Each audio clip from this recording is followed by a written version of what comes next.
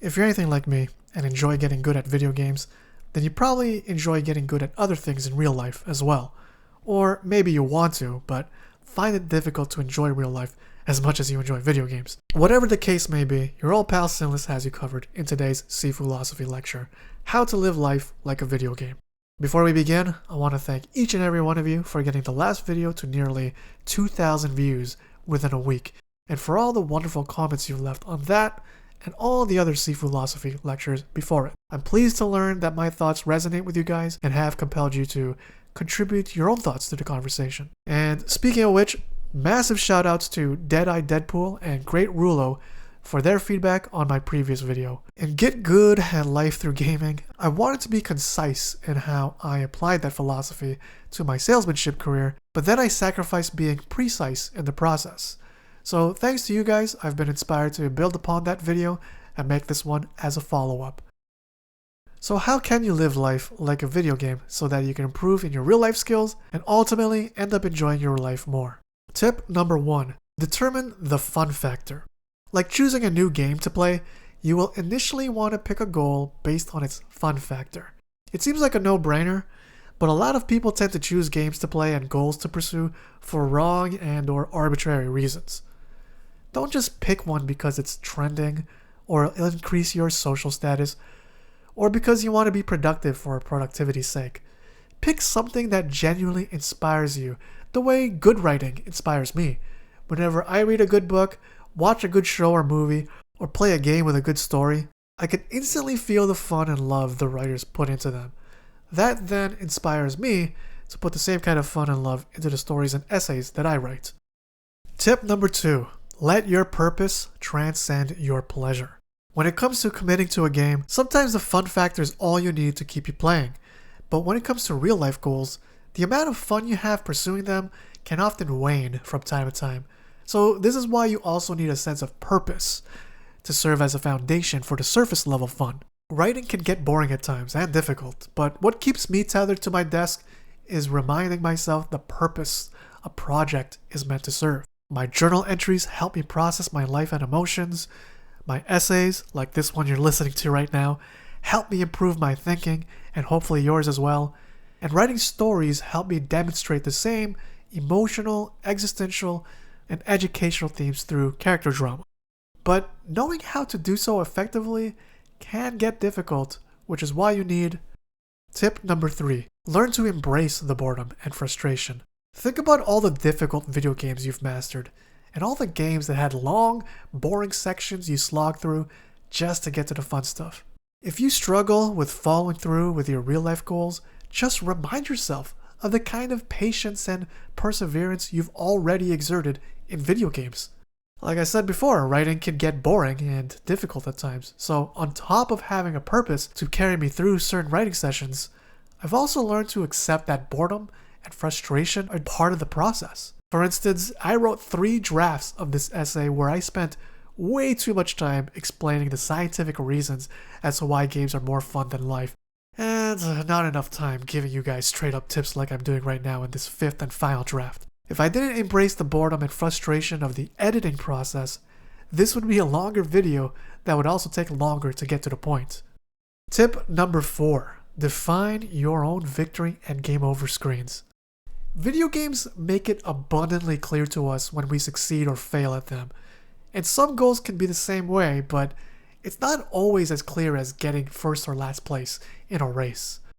Sometimes you need to define for yourself what success and failure look like to you, because not every novel writer will become a New York Times bestseller, and not every bodybuilder would be crowned Mr. Olympia. So personally for me, a game over screen would be if people didn't care enough about what I had to say, or maybe not even understand what I'm trying to say. And that's assuming that I even had a point to begin with, because then that would mean that my writing fails to captivate an audience, let alone communicate anything comprehensible. Conversely, a victory screen for me is all the wonderful comments you guys have left me on my Sifu films and Sifu Losophy lectures, so thanks for letting me know that I'm not just talking out of my ass here, that I actually have something worthwhile to say. And while I would love for my Sifu Losophies to get like 1 million views each, I know that's nearly impossible considering how much content is out there, but if it happens, great. Otherwise, I will take all these mini wins whenever I can. Tip number 5. Practice to play and play to practice. I don't know about you, but I personally struggle to have fun in practice modes, especially now that I don't do it as much as I used to in my hyper-competitive days. But whenever I can just enjoy practice mode as much as the actual game, I actually end up playing better in real matches of Overwatch or the story or arena modes in Sifu. As I mentioned earlier, this particular video essay went through 3 overly heady drafts, and I was getting frustrated with how much of an egghead I sounded in all of them. But once I realized it was actually fun to cut the excess fat away, then it was much easier to finally get to this final draft. These straight up tips were actually buried beneath a whole lot of excessive hyper-intellectual exuberance that didn't really serve the main purpose of this essay. So think about how you approach practice modes in games. Do you begrudgingly do it, or do you actually have fun trying to figure out combos and perfecting your aim? Treat all the practice mode versions of your real life goals the exact same way. You want to enjoy practice mode as much as you enjoy playing, and you also want to take the play as seriously as you take the practice. Tip number 6. Reward yourself appropriately. Video games like to reward you with loot and achievements, and that's how they keep you hooked. So it stands to reason that you should do the same for yourself whenever you make progress in your goals. The key, of course, is to reward yourself appropriately and to develop the self-discipline to abstain from rewarding yourself too soon. You don't want to gorge on a pizza for dinner because you did a measly 10 push-ups that morning. Do 100 push-ups every morning for a week, then gorge on a pizza at the end of the week. If you happen to cheat and reward yourself before making significant progress in your goal, I guarantee that your conscience will bug you about it as it has for me when I've done that. So I strongly advise against cheating yourself out of the immense pleasure you can get when you truly, truly earn a reward. Tip number 7. Keep a scoreboard. The ubiquitous way video games tell you that you're awesome is by awarding you with high scores. And that's what you should keep track of when it comes to your goals. Different goals measure scores differently, but nonetheless, if you keep track of them and use them to compare and contrast your performance across sessions, then it becomes easier to want to outdo yourself and get a new personal best. When I used to write novels, the scoreboard I kept was my daily word count. At first, my daily word count minimum was 300 words, but as I got better and more efficient at writing, it became 500, then 1,000, and then by some freaky miracle, I was able to sustain writing 2,000 words a day for a short little while. The point of this tip is that what you measure grows, so keep track of your progress and find a way to quantify it.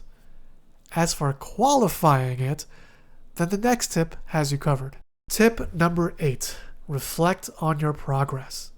At the end of each day, spend some time thinking about how well you did in pursuing your goals. Did you give it your best shot, fall short in some regard, or not even start to begin with? And what was your excuse? Be honest with yourself. While I highly suggest you keep a journal for these thoughts, you could also just think about them while you're brushing your teeth before you go to bed at night. But either way, be humble in where you may have excelled that day, and use that as a reminder that you can do the same the next day and the day after that. And conversely, be kind to yourself when it comes to pointing out where you fell short, and remind yourself where you can improve. Or if you didn't get started at all that day, try to figure out what stopped you. To this very day, I still journal about all the videos I edit, the music I produce, and I will journal about this very essay you're listening to right now so that I can improve on the next one. To sum it up, you need to know where you've been and know where you're at before you can figure out where you can go next. And finally, tip number 9, change course when necessary. While I'm usually of the mindset that you should always do your best and never give up, especially when it comes to something that truly calls to you, sometimes it's okay to quit. For instance, before I decided to pursue writing, I actually used to draw. But the way I draw now is still just as bad as I drew when I was 14. And that was a long time ago. Basically, I can paint a way better picture with words than I could with an actual drawing. Who knows how much better I could have gotten had I stuck with it, but I consciously decided to give up on drawing because my progress in it was painfully slow. And for some reason, I just didn't have the same patience I did with learning to draw as I do now with learning how to write.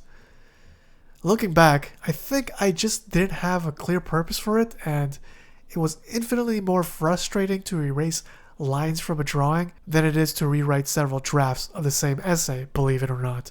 So just like when a game is no longer fun or fulfilling, beyond the boring and frustrating moments, you can let go of some goals so you can free yourself up for something better down the line. But otherwise, if you can commit to a goal because it's fun, it gives you purpose, and you can withstand the boredom and frustration that may come with it, then you are well on your way to living life like a video game.